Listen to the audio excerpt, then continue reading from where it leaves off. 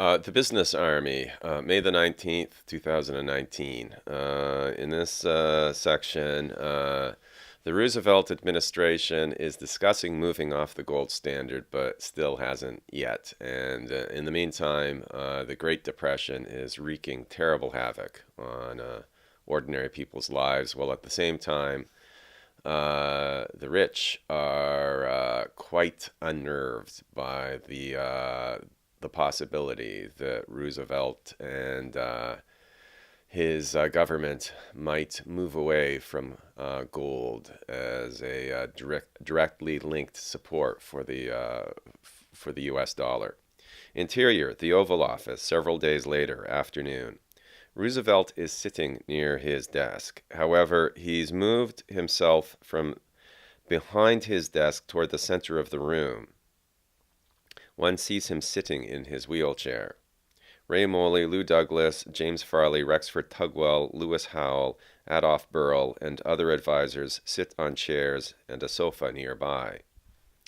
Tugwell, well, I think the main thing is we have to start moving, and we have to get moving. We have to release more money into the economy. Moley, we don't have more money. Releasing more means printing more. Printing more, in the situation we're in, means moving off the gold standard. Farley, I thought we talked about this before and were in agreement. Tugwell, we talked about it, but we certainly weren't in agreement. Farley, well, isn't the key thing here to decide what our goals are? Roosevelt, our goals are to get this nation out of its slump. Tugwell, exactly, and that's precisely why we have to move off the gold standard. It's like a burden strapped to our backs. It's hobbling us. How? Well, it may be hobbling us, but moving off the gold standard is going to cause, if you'll forgive me for saying so, such a shitstorm that it might end up hobbling us too in the next election. Moley, nodding, yes. Farley, you can say that again. How, a little sharply. What, yes or shitstorm? Farley looks at Howell with minuscule hurt. Roosevelt hides a smile. Tugwell, clearing his throat. Aren't we agreed, as the president just said, that we're here to get this nation moving again? Farley, well, we can move, and let me be clear, I'm not against bold actions, but at the same time we have to do it with a certain degree of quietness and caution. Roosevelt, Jimmy, that sounds good, but advising we should move boldly and advising we should move cautiously and quietly, that's a bit of a contradiction, isn't it? Farley, you know what I mean, sir.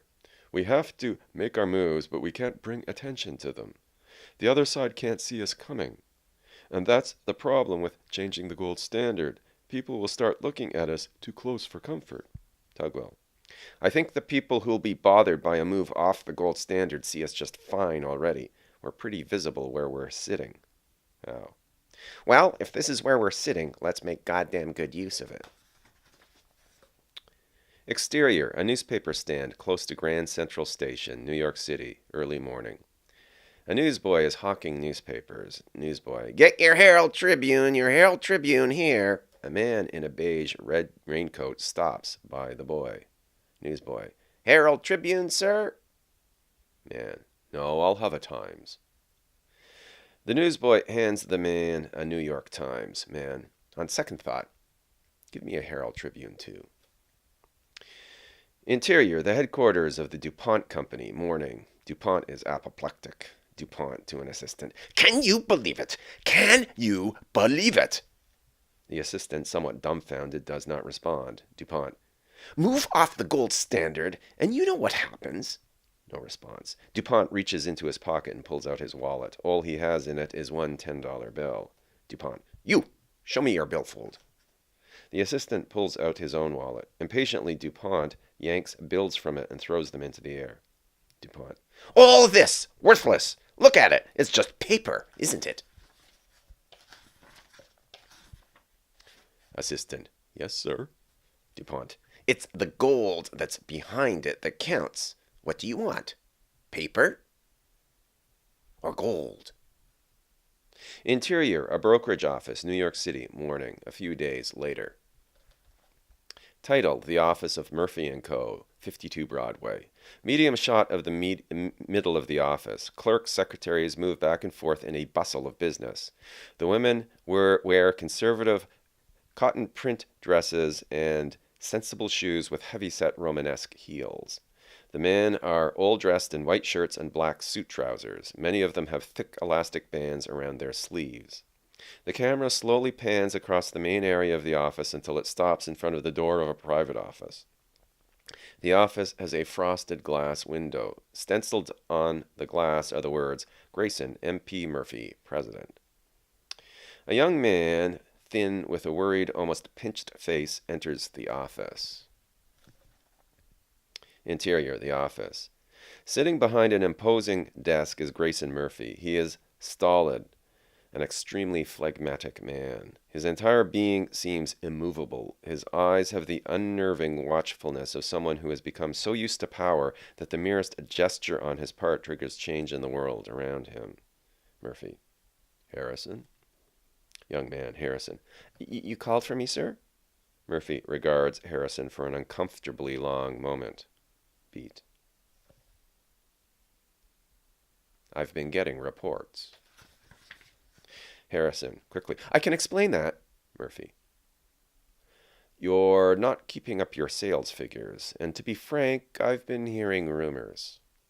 Harrison. You don't understand, sir. The rumors are just that, rumors. Murphy looks at Harrison, not speaking. Harrison. I don't know how to put this, sir, but I've got a little one at home, and my wife is expecting another. I'm under incredible pressure. Sir, can I be completely honest? Murphy. We're behind closed doors. Harrison. The slump is hurting everyone, but not just in ways you see. Even making one single sale is harder than it used to be, and there are people out there who will do anything to make sure they're the ones who make that sale and not the other fellow. I think some of this rumor mongering that goes on in this office is part of that. The things that some people say about other people drinking and making illegal hooch is just wrong, sir. At first I thought it was somebody's idea of a practical joke, but it's gone further than that.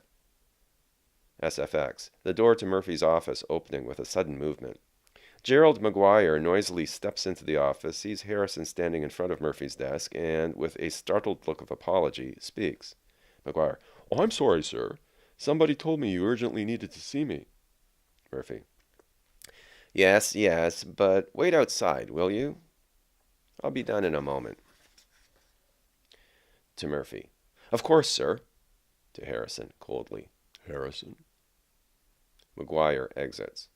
Murphy to Harrison. Well, I think there's no more that needs to be said. We understand each other now, don't we? Harrison. Of course, sir. Murphy. What goes on in your personal life is none of my business. What does matter is that you bring in sales on a regular basis. Harrison. With the relief of one who feels he has been excused. Yes, sir, I understand that. Murphy. It's to your benefit. You work on commission, after all. Harrison. I understand that, sir. Thank you, sir. Harrison exits. MacGuire enters. MacGuire lets out a friendly exhalation of breath and looks in a chummy way at Murphy, who does not return his smile. Well, sir, how can I help you? Murphy. I don't know who told you seeing me was urgent. I'm simply doing a regular checkup on my salesman, making sure everything is trim. MacGuire. Sure, sir. Of course. Murphy nods. There's an awkward pause between the two. This does not seem to perturb Murphy, but MacGuire becomes subtly yet noticeably anxious. MacGuire. That Harrison. Murphy looks up. MacGuire. Don't get me wrong, he's a good man. Murphy remains impassive. MacGuire continuing. He used to be such a good fellow. I don't know what happened. Murphy, after a moment. Well, if there's something I should know. MacGuire. Well, you know, sir, it's just gossip, sir. Murphy. So Harrison himself says. MacGuire. I wouldn't want to put a good man down, especially a family man. Murphy. Well, your sales figures seem fine, so that's taken care of. About this other business, that will be all then, will it? Yet Murphy pointedly does not excuse MacGuire, and MacGuire, left once more in the fishbowl of the office's interior, silence, begins to flutter with all the nervousness of an agitated goldfish.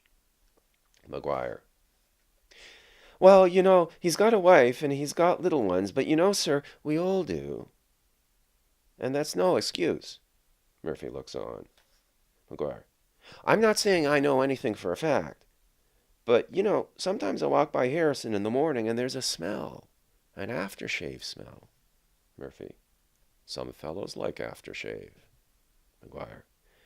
But it's not really aftershave smell. It's something else.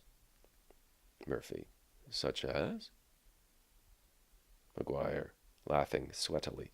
Well, like I said, it's all just rumor mongering, and maybe I'm wrong, right? Murphy. I can't see or hear a lot of what goes on outside this office. MacGuire.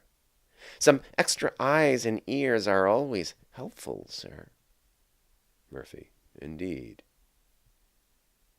Beat. Murphy. Listen, there's something else. MacGuire. Sir? Murphy. I have a short trip that I need you to take. MacGuire.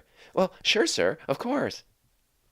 Murphy. This isn't a sales job, at least not in the regular sense. MacGuire. Yes, sir. Murphy. I need someone I can trust. MacGuire. Well, I'm your man.